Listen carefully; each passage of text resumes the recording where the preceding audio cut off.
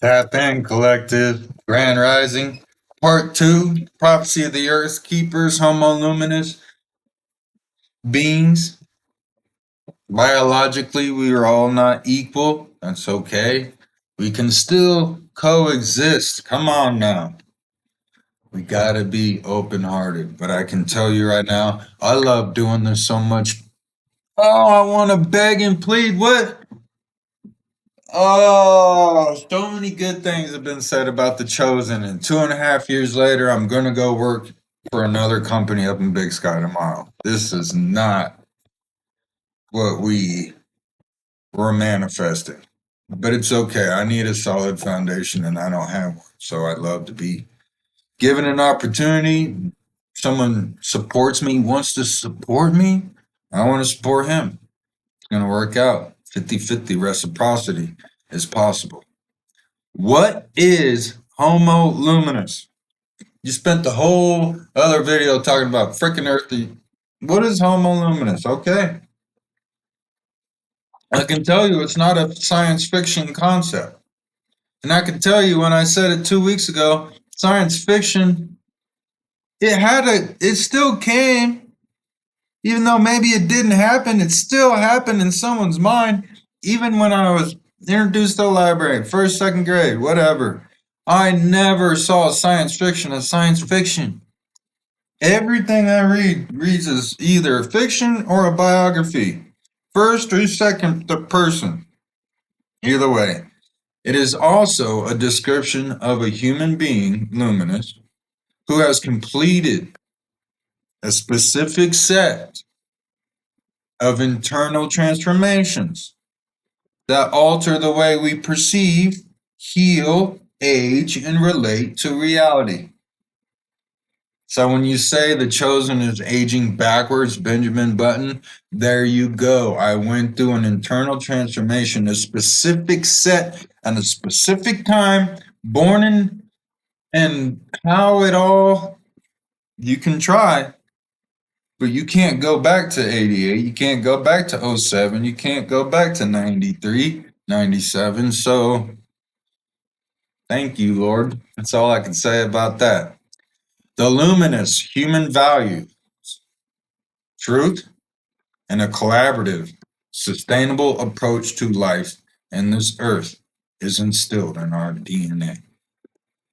And Albert suggests that a Homo Luminous emerges, we will give up the ways of the conquistador, where we're trying to control the bull, and discard the masculine theology that has justified our exploitation of our rivers, our oceans, and our forests.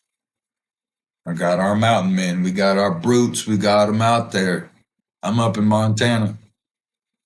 You want to know why I don't want it? You don't want to even mess with the terrain we got up here. We got the Rockies, and we got people with. Anyways.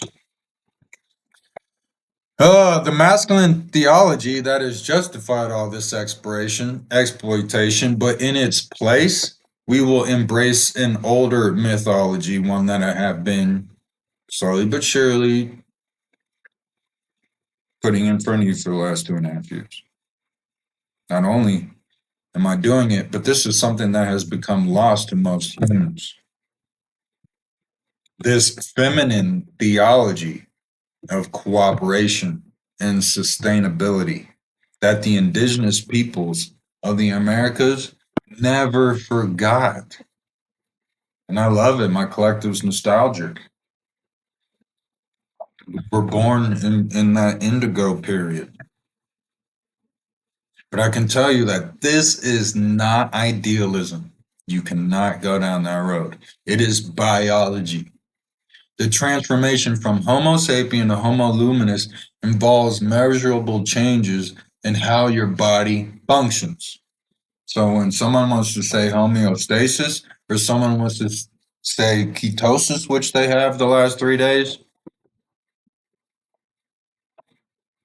you're studying me, you're watching, you're observing behind the scenes. It's okay. You're learning. It's funny how you can't hold back opening the overflow of your heart right in front of me.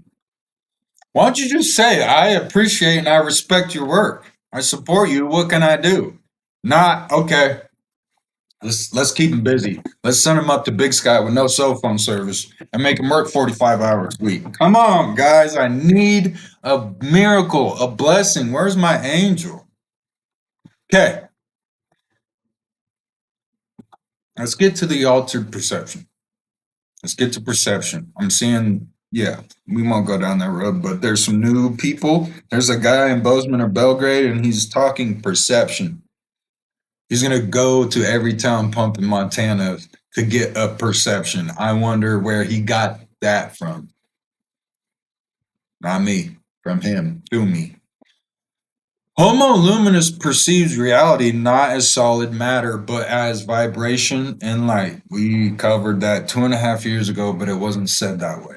This is not a metaphysical claim, but it is a perceptual shift that corresponds to what quantum physics has known for a century, that matter is not solid, but consists of vibrating fields of energy. This chair, is it on the ground or is it vibrating? And it looks like it's on the ground. The luminous human experience perceives this directly. Exactly. But does it pass the eye test? But it doesn't get perceived as an intellectual concept. Rather, it's a lived experience. So that's what I'm saying. Are we going through this experience and learning and actually imparting wisdom next time we encounter the same experience in a different circumstance? It's all happening so fast, it has to happen naturally. If you try to stop and make it all work, you wouldn't get anywhere. I wouldn't get out of the entry of my home. Is that a dark cloud? Yeah, we had rain. Let's switch. I'm going to mesh this with 2012, my book Apocalypse 2012 with Lawrence Joseph. Put it on the screen. Okay, this is funny because I did this and I read this in 2011. So, right, imagine me, senior year high school Kindle, high school sweetheart, hot sports car, managing the alcohol. At least I thought I was. And I was doing this at the same time behind the scenes. And people would make fun of me, but the book was on the table with the beer, with the crunched up weed, whatever, with the Domino's boxes. This book was on the table too. Took it everywhere with me. Page 4. So this is crazy because the priobots also cause an epidemic of Kuru. This is after talking about Mad Cow. I'm not going to go all the way back, but Kuru, and we know what's going on in Hollywood. A brain disorder in which cannibals have been known to giggle themselves to death. Page 5. Though our machine would have been way too small to punch a black hole in a space-time, the same cannot be said about the Large Hadron Collider, a 27-kilometer circle on the border between France and Switzerland. When it begins operations in 2007, it will pack the colossal wallop of 14 trillion electron volts. The remarkable thing about the Large Hadron Collider is that it will concentrate its energy beam into a space 1 trillionth the size of a mosquito, while smashing protons into 10,000 pieces or more. And according to the physicist Michio Kaku, the LHC's incredible focusing power will create an entire zoo of subatomic particles not seen since the Big Bang, including many black holes. What do you mean? Intellectually scintillating through such a smash-up, it may be. Questions must be raised about the calamity potential for some of these experiences. Don't black holes, many and otherwise, have a tendency to suck up everything into oblivion? Michael Reese, a colleague of Hawking. I can't go down there. Are we going to do it? Nah. We'll probably just wait for tomorrow. I ran out of time. Collective, welcome to another subgroup. Tapping Ministries. I love you.